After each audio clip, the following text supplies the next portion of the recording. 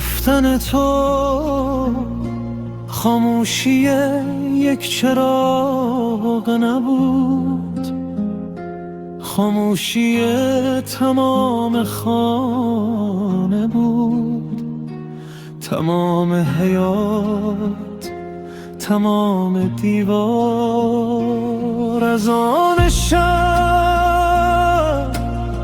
صبح را گم کرد هایاییم، هنوز بوی نان داغ دستهایت در کوچه های خاطره مانده، هنوز خنده هات روی دل ما میپیچد. مادر جان کجای مادر جان، دل ما هنوز در آغوش توست. مادر جان کجای مادر جان، ما ماندهاییم با این جای خالی. مادر جان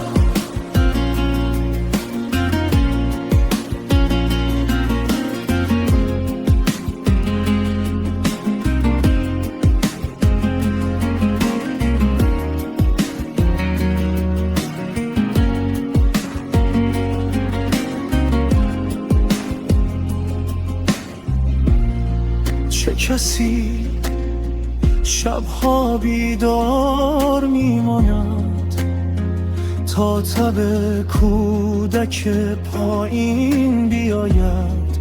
چه کسی درد خودش را قایم میکرد تا دل فرزند لرزد؟ تو خوابت را بخشیدی تا ما آرام بمانیم، جوانیات را دادی تا لبخند بمانه در کنون، کنار صفر یک سکوت بلند نشسته،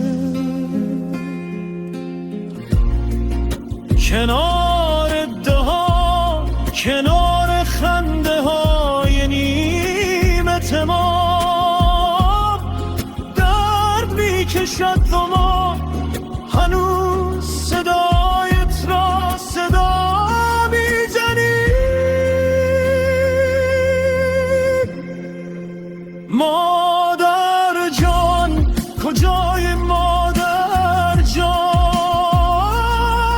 دل ما هنوز در آغوش توست. مادر جان کجای مادر جان، ما ماندهاییم با این جای خالی. مادر جان خدا کند فرشته ها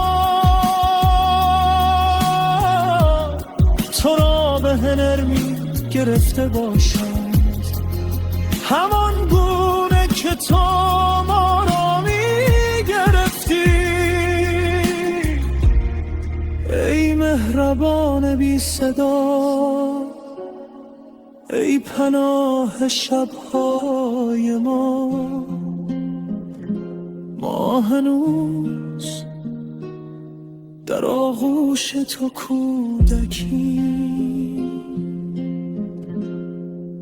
مادر جان کجای مادر جان، دل ما هنوز در آغوش توست. مادر جان کجای مادر جان، خواب تو از ما جدا نمیشد.